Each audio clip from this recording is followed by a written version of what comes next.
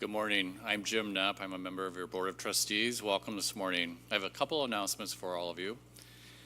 This afternoon is the second half of our 4 spiritual laws of prosperity, led by Reverend Jeanette. It's not too late to join. Meet in the Fillmore Room at 1:30 today and learn even more about the law of giving and receiving.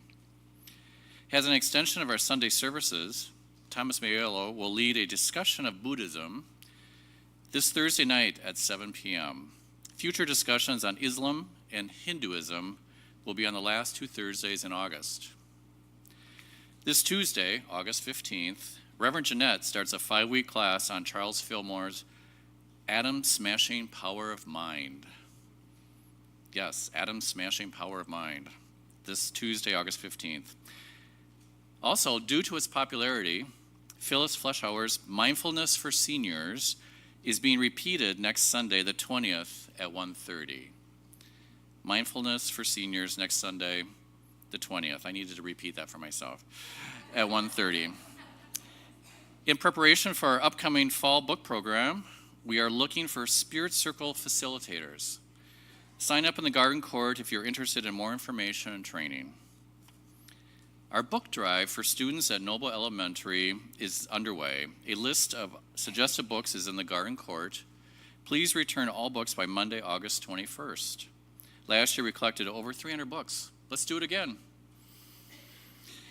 There are many other upcoming activities and announcements available in the Garden Court. Please check out the flyers. Also check your bulletin. That is for you to keep. While in the Garden Court, sign up for a Peak of the Week, our electronic newsletter that's delivered every Thursday. And now we invite you to take out your electronic devices. If you're on Facebook, check in at Unity Minneapolis, and then silence your device and give all of us this sacred hour of silence. We begin our service with prayer led by Reverend Jeanette. Thank you. We begin our service with prayer. We thank you, sweet Spirit. We thank you for this day, this glorious, glorious day. And we send our prayers and love and light to those in Charlottesville, Virginia. And we acknowledge what has happened, but we don't allow it to become the center of our day. And we see peace flowing in every possible way to that area and throughout our world. So let's celebrate this glorious day. Holy buckets.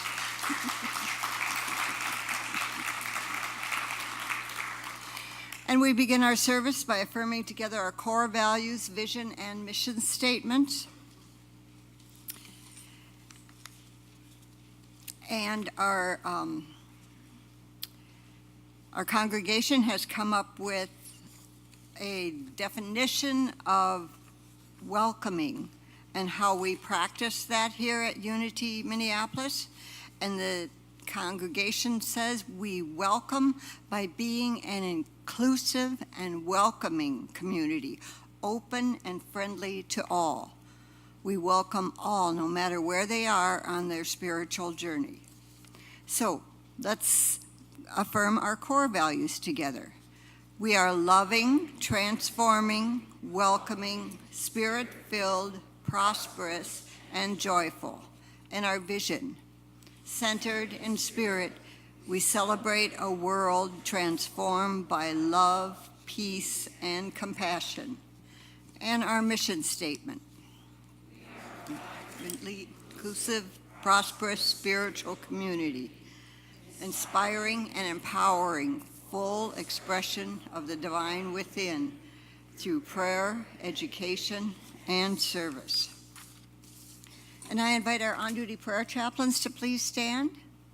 These individuals arrived early today to hold sacred space for us, and they are here to support you in prayer for joys, celebrations, concerns that you may want to pray about. So please, if you have a prayer request, please seek one of them out, because I assure you it'll be a blessing for them as well as for you.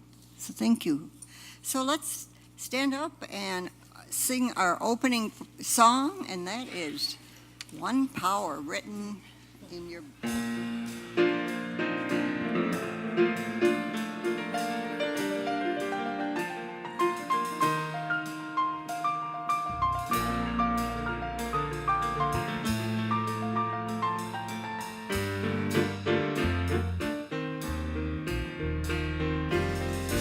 One power, one power, one power, one power, one power, one power. There's one power indivisible, and you see it everywhere and every day.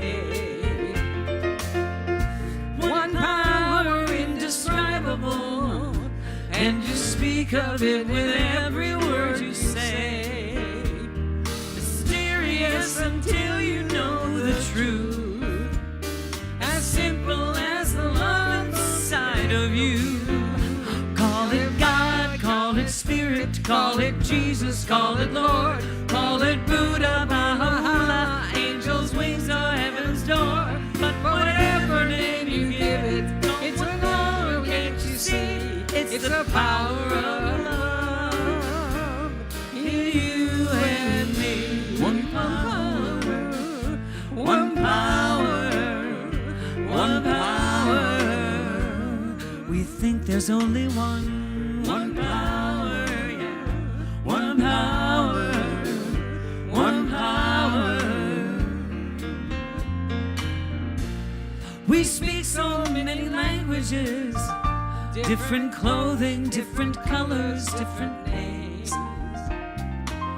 But different is only dangerous when we forget that in the heart we're all the same. We'll remember once we close our eyes to see that such distances were never meant to be. Call it God, call it Spirit, call it Jesus, call it Lord, call it Buddha, Baha'u'llah, Hashem or heaven's door. It's Muhammad, it's your mind, it's your soul or it's your sign. It's the universe, it's music, Mother Earth or Father Time. But whatever name you give it, it's all one power, can't you see? Whatever name you give it is the very air we breathe. It's the power of the love in you and me. One power, one power, one power. You sound beautiful, sing it again. One power, one power, one power. It's the moment of creation, it's the everlasting peace, it's the freedom of forgiveness, it's the sweetness of release, it's the joy of inspiration, it's the sunshine on your face, it's the birthright of all nations, it's the boundlessness of space, it's the beauty of a baby, the serenity of sleep, it's never we abandon, for it's love that's most deep. It's one power, one power, one power, one power, one power, one power, one more time. One power, one power, one power.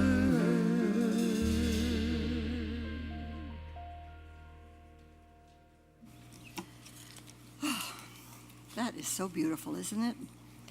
And one of our favorite things to do every Sunday morning from this platform, we greet our first, second, and third time visitors to this church, our community.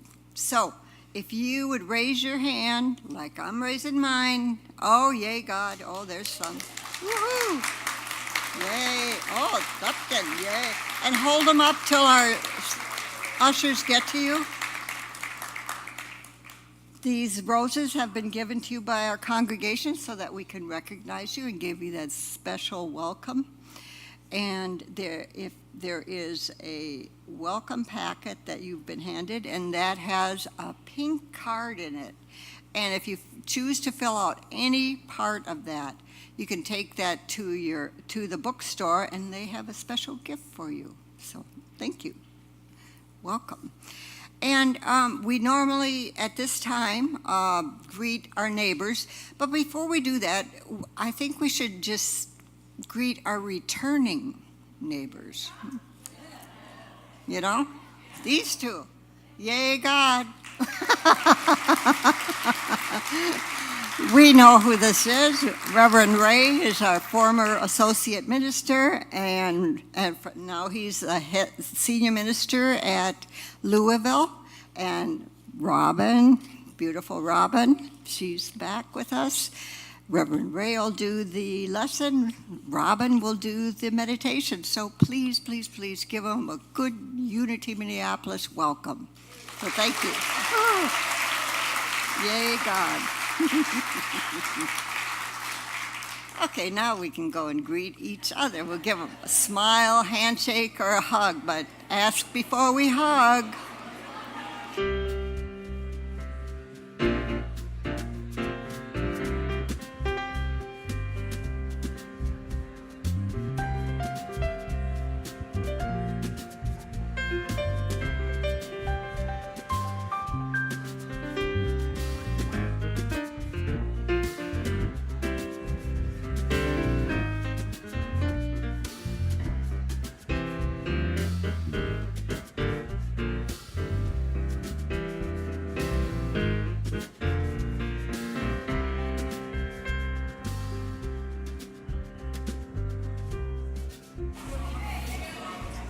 Okay, if you haven't had a chance to greet that special someone, take some time after the service and join them in Friendship Hall and have some coffee and enjoy their presence. So let's sing our next song. Okay.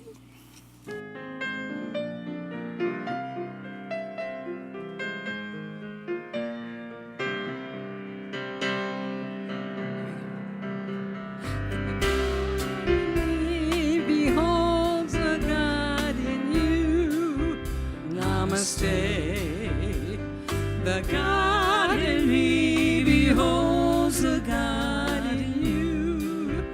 Namaste. All is beautiful. All is well. All is beautiful. All is well.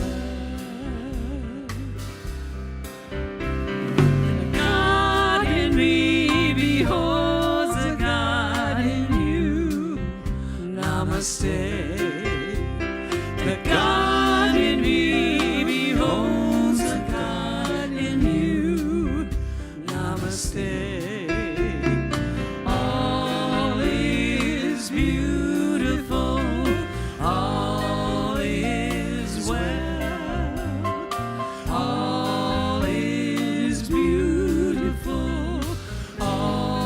is well.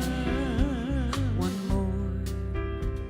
The God in me beholds the God in you. Namaste. The God in me beholds the God in you. Namaste. All is beautiful. All is well. All is beautiful. All is well.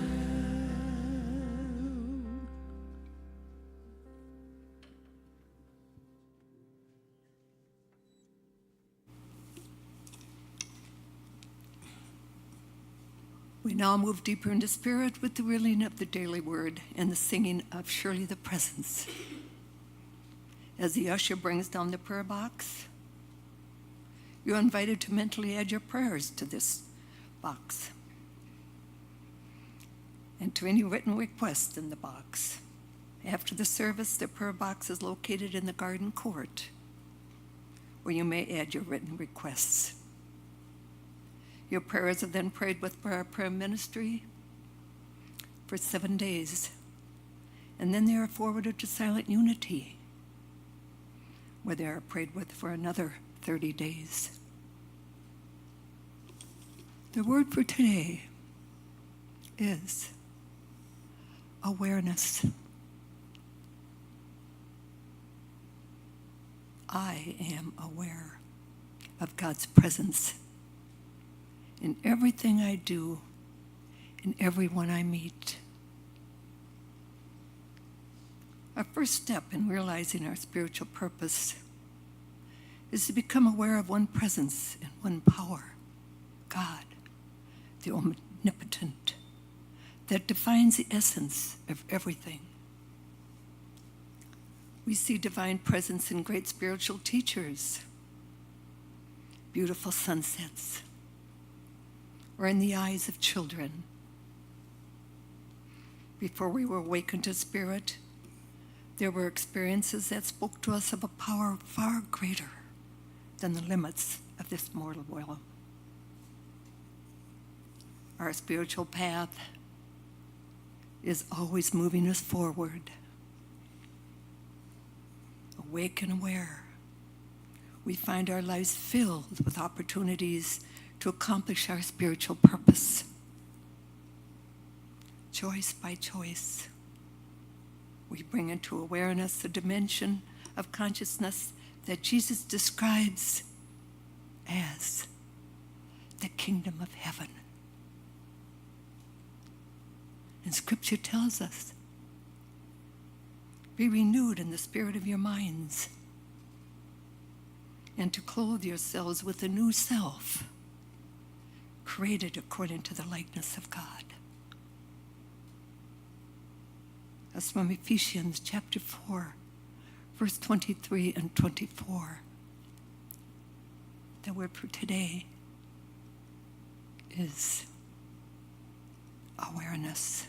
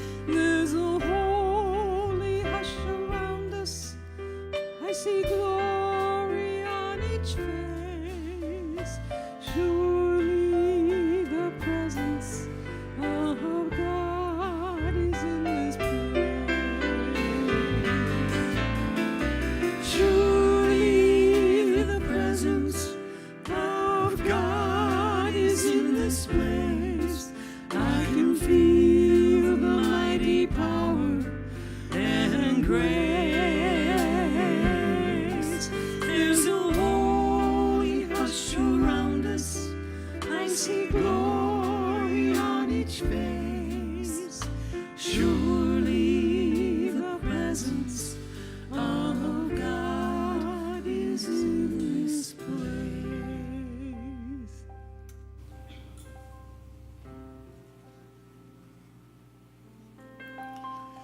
So, as we move now into our time of meditation, I invite you, if you have not already done so, to close your outer eyes. Allow your body to relax into this seat holding you, knowing that it will provide everything that you need as you let go and move into this sacred time. Set aside anything in your hands or on your lap or on your mind that may get in the way of this communion with the divine. And as you close your outer eyes, allow your inner eyes to open to that place within, around your heart space, where your divine resides, knowing that this is the truth of your entire being. And as you enter into this sacred space, notice, use your imagination and notice that there is a light that shines within you. And as you look at this light and give it your attention, you notice that it grows larger and larger and larger until it cannot be contained within your physical body. When Jesus said, "You are the light of the world," this is the light that he was referring to. And now also using that divine power of imagination and in the awareness of God's presence in everything you do and everyone you meet. Imagine a golden thread coming out from your heart space and connecting you to the heart of every person in your life that you love. Your family, your friends, your pets, your neighbors. And notice also that this golden thread also connects you to everyone in this room. And as the light becomes too big to be contained within your body and spreads out into this room and out into the world, notice also that that golden thread connects you to everyone in the city and the state and the country and the world and in the universe. And it also connects you to every living being that ever was and that ever will be. Because the truth of who we are is that we are one with all of creation. And so now as we move into a time of silence and contemplation, I invite you to bring with you that awareness of oneness, that awareness of connection, that awareness that there is no separation anywhere to be found. And I invite you to just bask in the wonder of oneness, because it is the truth of creation. And we rest in this awareness, in the silence.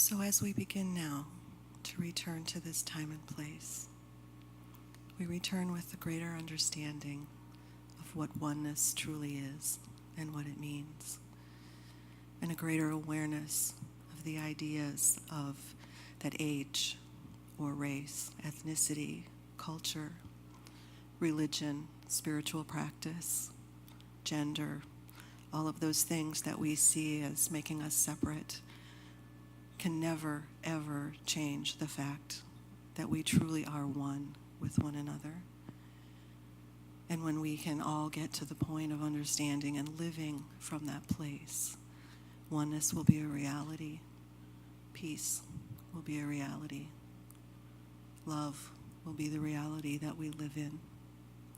And so we come back to this time and place with a renewed understanding and commitment to live our lives in every moment from that place of oneness, seeing the Christ in every person, knowing that all of the things that may make us look or seem different are merely surface and not the truth, because the truth is that we are all one.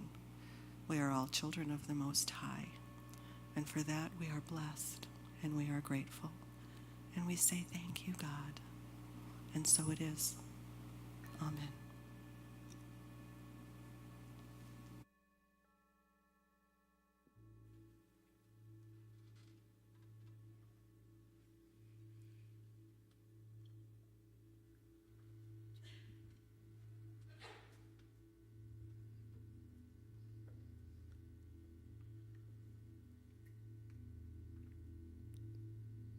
Buddhist invocation prayers.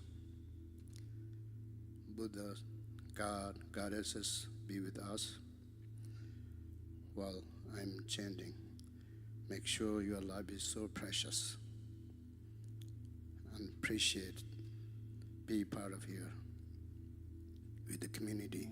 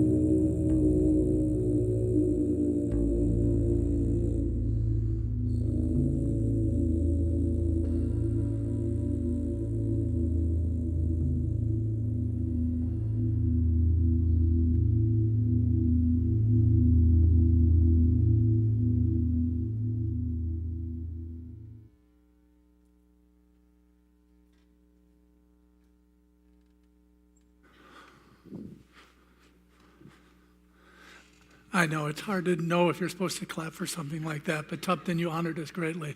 And nice Western form of acknowledgement.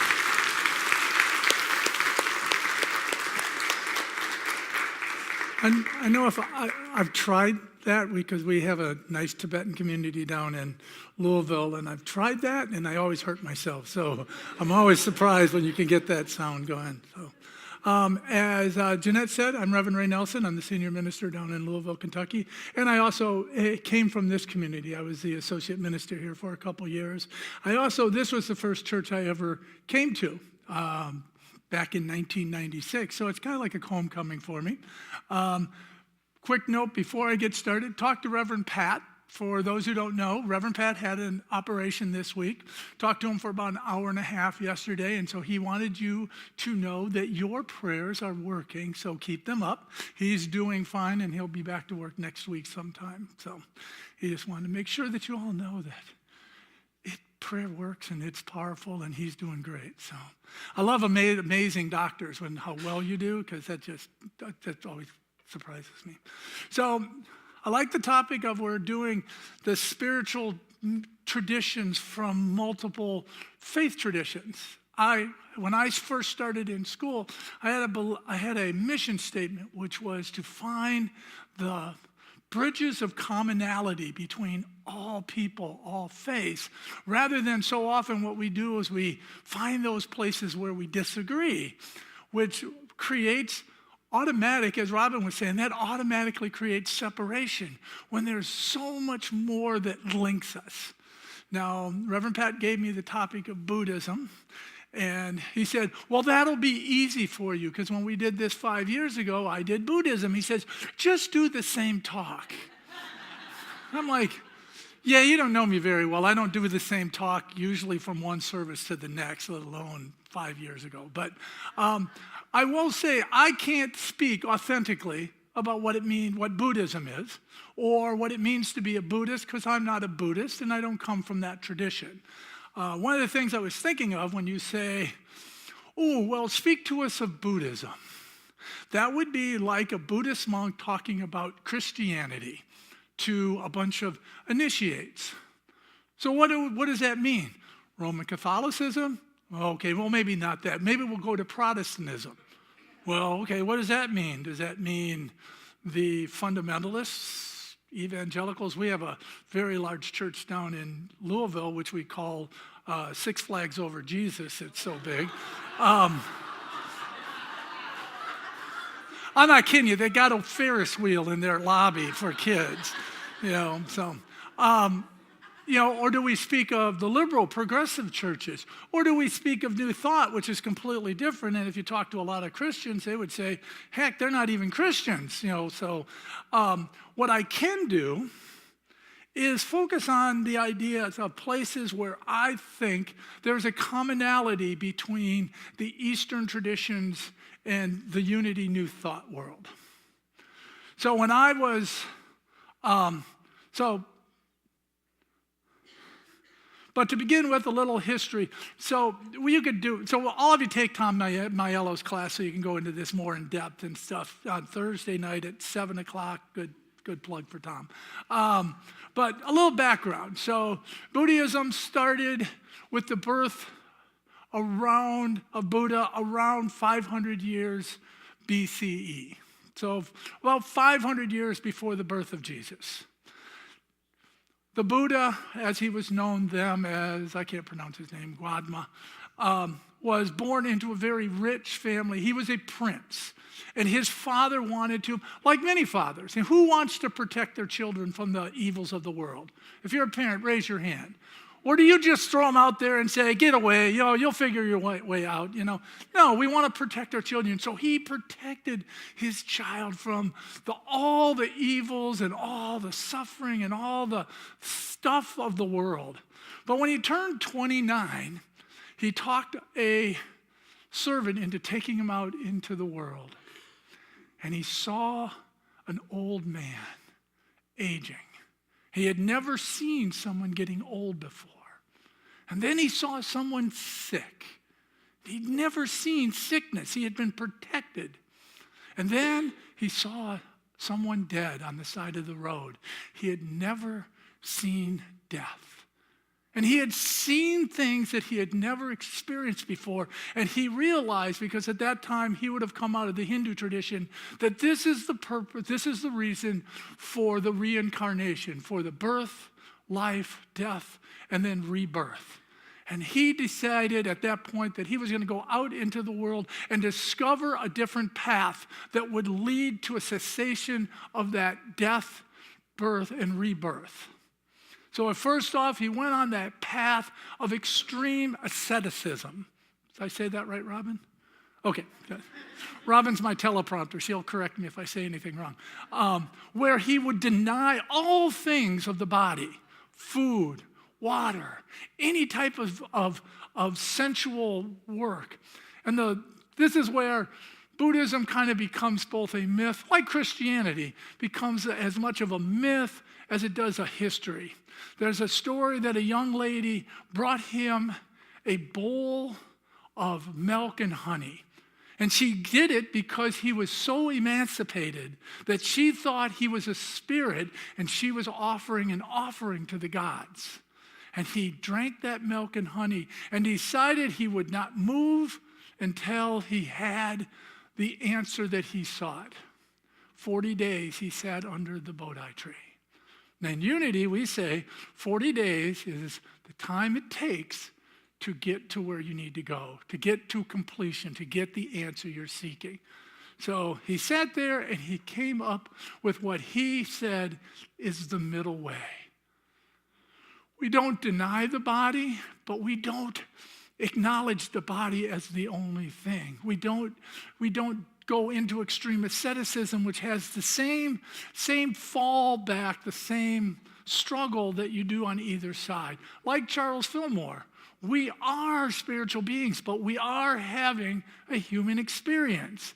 So he acknowledged that and defined that middle way. And that middle way gave him the wisdom and the knowledge for the Four Noble Truths. The first noble truth, the truth of suffering. This is oftentimes confused as that life is suffering. It's not that life is suffering, that life has suffering. That there is suffering in life because there is aging, there is sickness, and there is death. Not that all of life is suffering, but there is suffering, which led him to the second noble truth. The cause of this suffering is our attachments that manifest in one of two ways.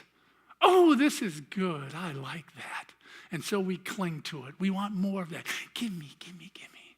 Anybody ever had a clingy person to them? Ooh, I want more. We cling to it as if that is the source of our happiness. Or, on the other side, oh, that's a bad experience.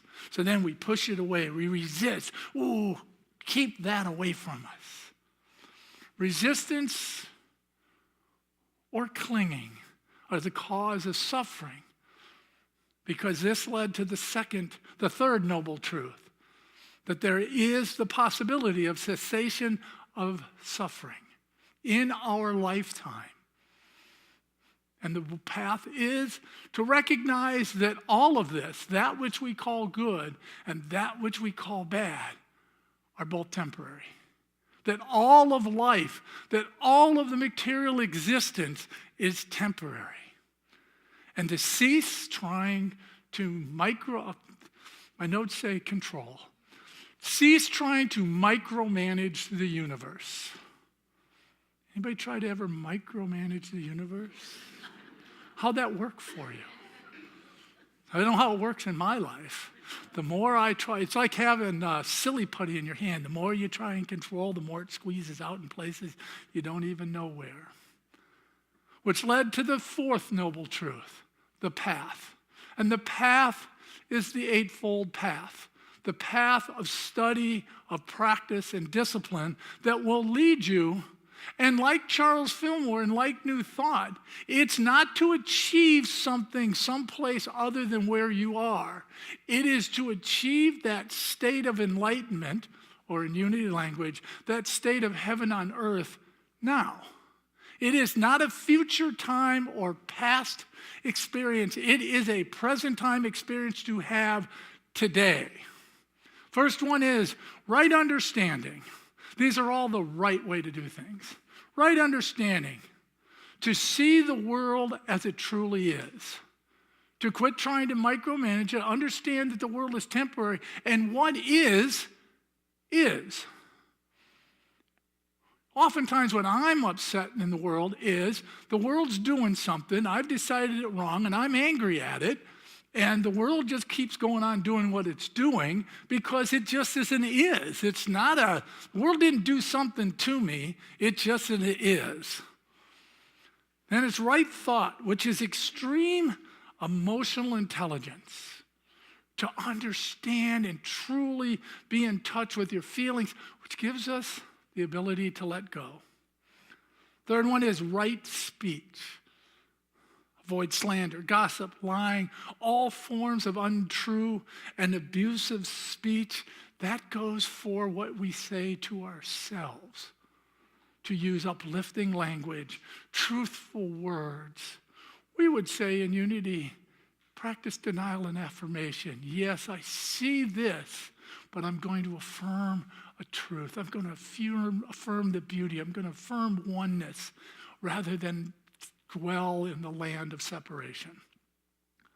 Right conduct, adhering to an idea of nonviolence, exploitation of self and others. Right effort, right livelihood, ethical decisions, knowing that your actions, consequences. Add that to right speech, it means watch what you say, because what you say matters. It is creative. Really cuts out a lot of frivolous, nonsensical language. I can imagine a cocktail party when we're having, everybody's practicing right speech and right action. It'd be like, beautiful dress, magnificent hair, and so, all right, right effort, channeling our thoughts and actions towards healing and wholeness, towards expressions of compassion and empathy and inclusion for all people. Right mindfulness, having a clear sense of one's mental state and body, health, and feelings. I practice this one a lot. For those who don't know, I have an end-stage kidney disease and I'm on dialysis 5 days a week. I get lots of opportunity to practice mindfulness with my body. But more than that, it is a sense of, Robert Brummett calls it radical self-awareness. That in each moment, be fully conscious of what you're thinking, what your emotions are, what's coming up, everything, to be fully conscious. And then the last one is right concentration, using meditation and the practices to achieve a high level of enlightenment. They call it fixed at one point. Anybody familiar with Thich Nhat Hanh? Thich Nhat Hanh, listen to one of his tapes on washing the dishes, where he's just washing the dishes. He's not washing the dishes and planning out what he needs to buy at the store that day and watching, we can't watch Oprah anymore. Well, maybe you can, I don't know. Watching Oprah on TV and arguing with the kids, and you're just washing dishes and you feel the soap on your hands and the warm water. I listen to that and you're in a room full of people listening to this tape and we all want to go wash dishes. We're all running to the kitchen to wash dishes and then we're all like not mindful because we're all fighting over the dishes. So it's a background on basic unity, no matter what form of unity, Buddhism, no matter what form of Buddhism that it takes, and there are many, many, many forms of Buddhism, and then if you bring it into the West, then it gets really convoluted sometimes. But I'm going to focus on some things where unity in Buddhism, unity in the Eastern traditions really align. The first one is they're practical and pragmatic.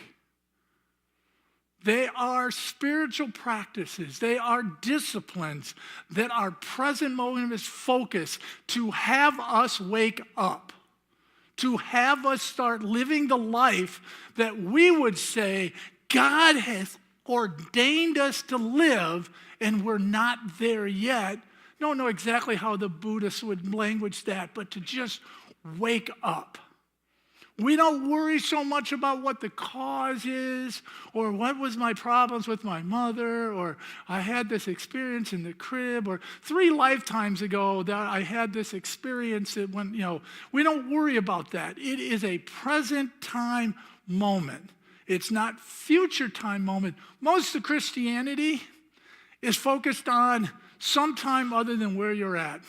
I was doing a workshop last week in preparation for us to do a large capital campaign.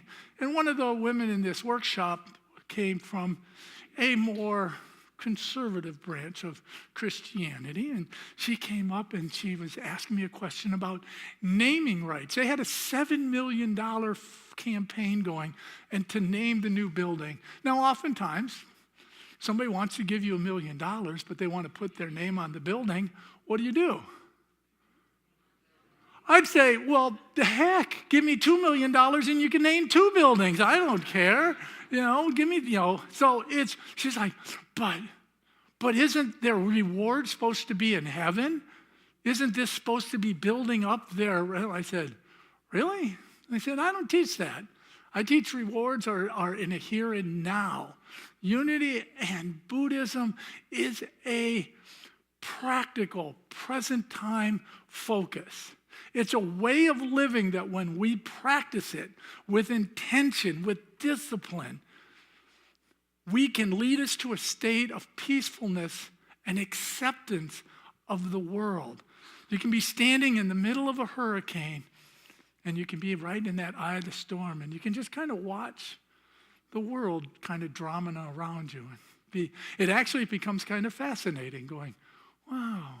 Of all the choices you could make, being in that drama, this seems unusual, but okay, I'll accept that. You can do what you want. The second one is meditation and the silence.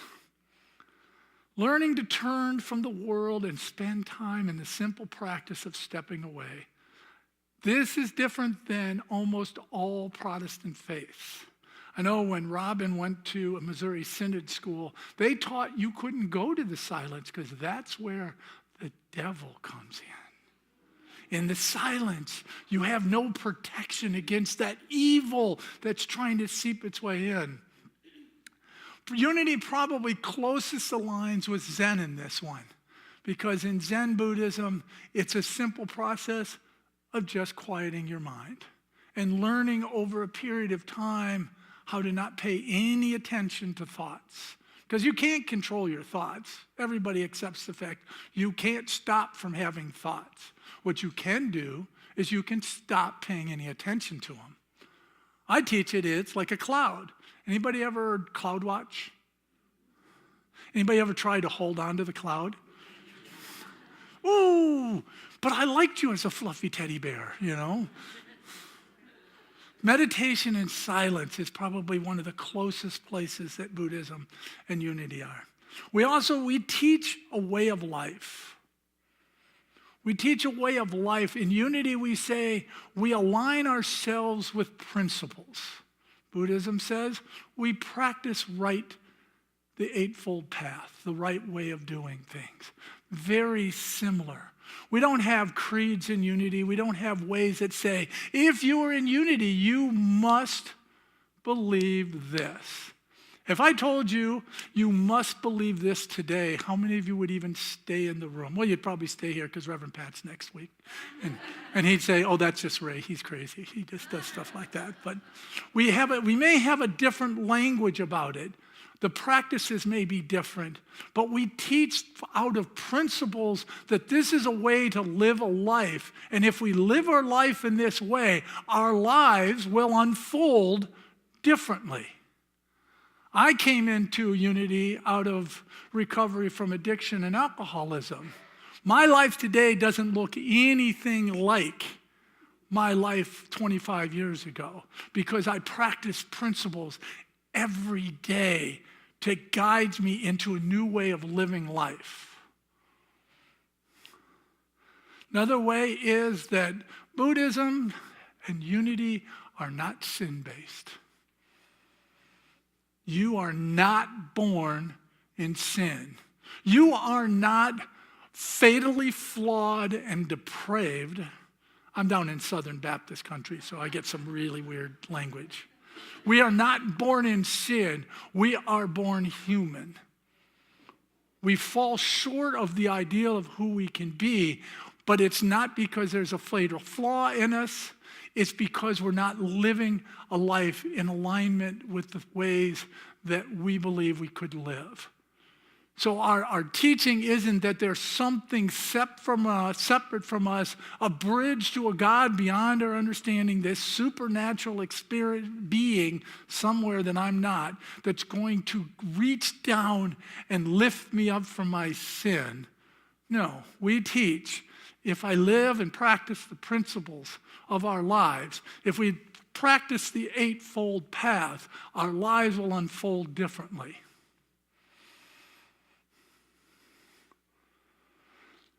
One of the other things we believe is that all this can happen in the present moment, now, today.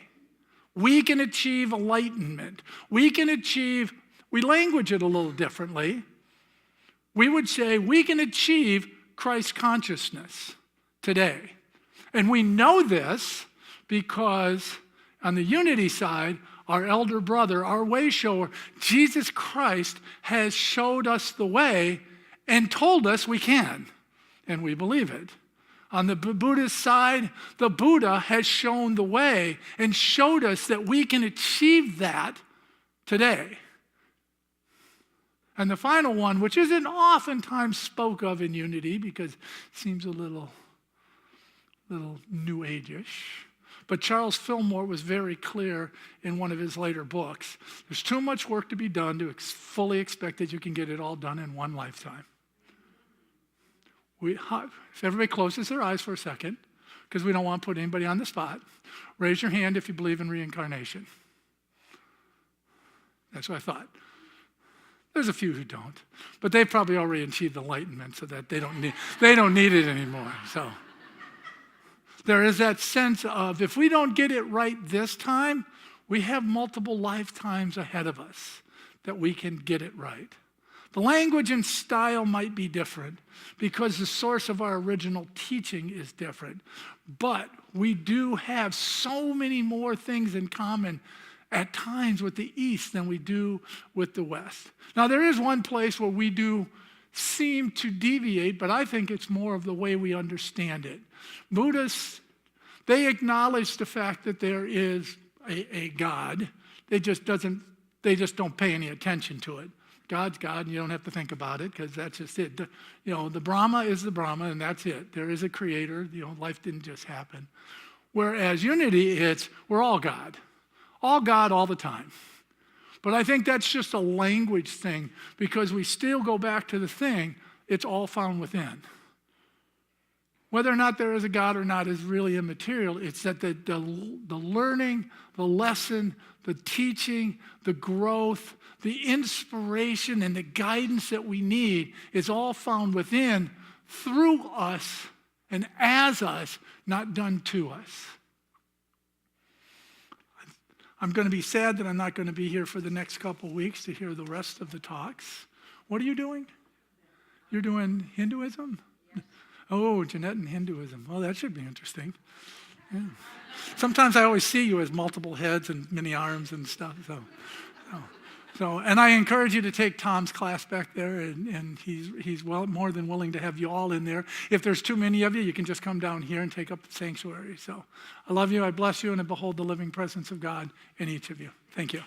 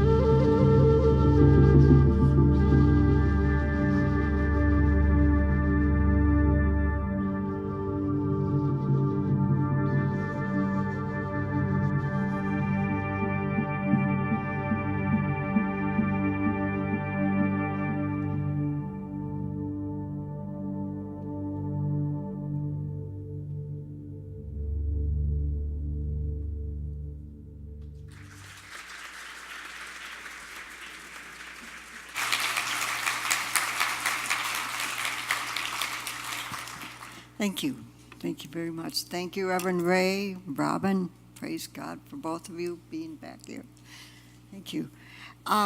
So this is a time when we do our offertory blessing. So if you have been fed in any way by our meditation, the lesson, the magnificent music, we ask you to give your love offerings or tithes. So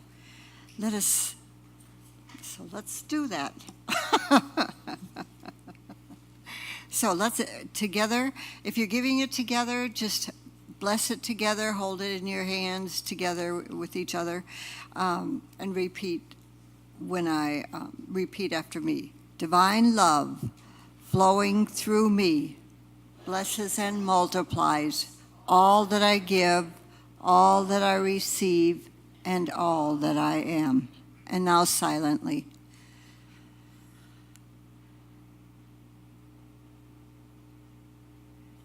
Thank you.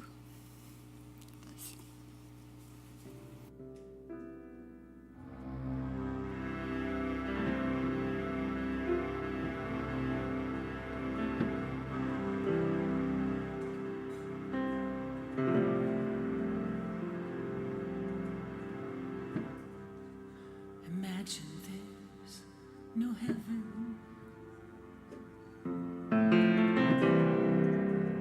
It's easy, just try.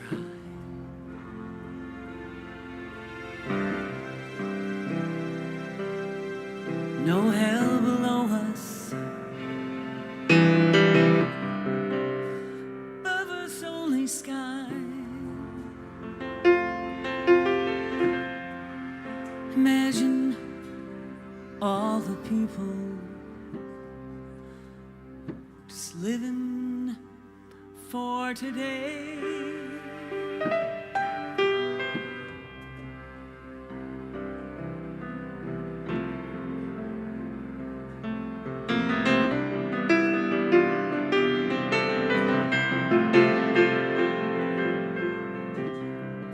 Imagine no countries. It isn't hard to do.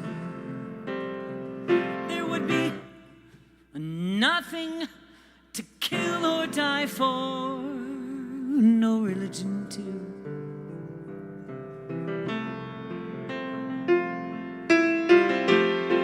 And then imagine all of the people just living life in peace. You may say I'm a dreamer. I'm not the only one.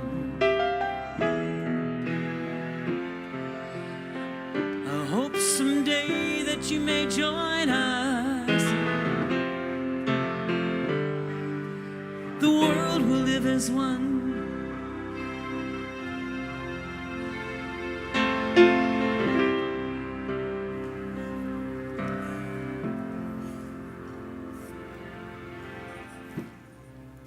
Imagine no possessions.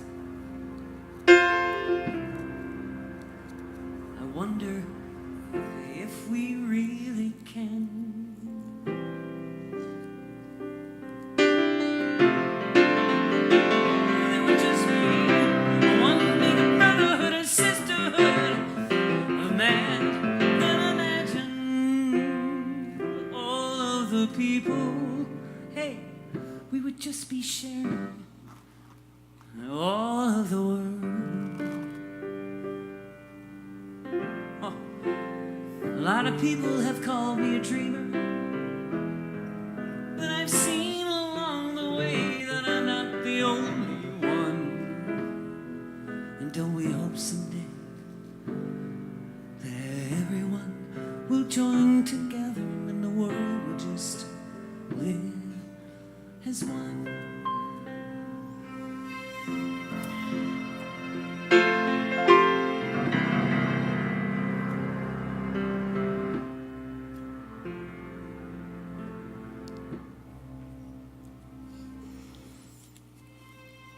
Thank you for that wonderful music. God bless you. Thank you.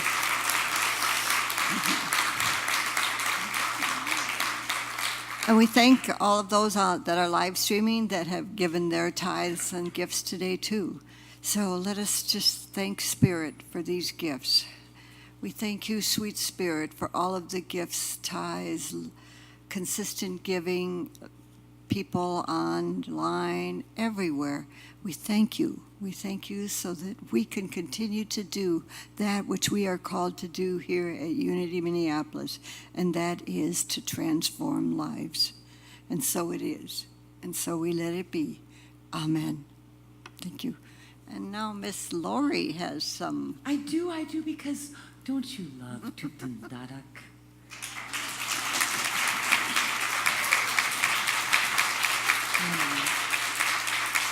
We are really, oh, my friend, we're so grateful to have him here today. To give you a little bit of information, he's a former Tibetan monk. He's been in Minnesota for 35 years. You might have been to his store in Linden Hills, the heart of Tibet. And he has a table, please, in the garden court. Check in with him after the service. I want to let you know, I want to fill you in that he gives a generous portion of the proceeds from his sales to a school in India that supports education for children of the untouchables. So there's kind of the thread going around the globe. So I'm sure that he'd love to tell you more about that, and we just are very grateful to him. So, Tupten.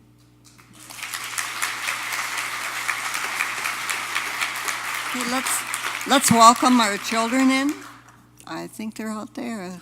Reverend Pat says he always knows who they belong to also. I'm pretty sure we know.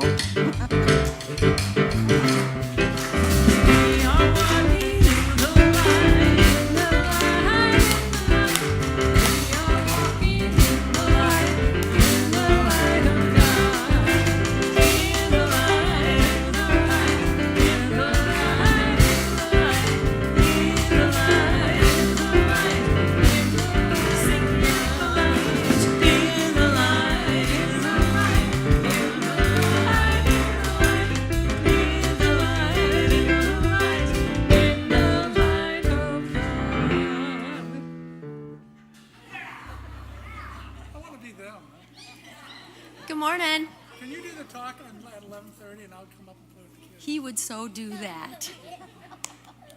So we have been talking about God's creation and how all of it is a gift everywhere. Today we were focused on air. And those of you who've had children maybe know what a cool thing bubble wrap is for little people. It's all those pockets of air. So today the preschoolers, and parents go outside, and others if you want to see it, got to go outside, wrap their feet in bubble wrap. We dipped them in paint and let them go on this huge sheet of paper. And the thought really was, can you feel that air under you? Can you feel air surrounding you? Because air is a hard one to explain. Then it was noted that you can also blow kisses in the air. The kids brought that one up. So thanks for sharing your young people with us. Happy Sunday.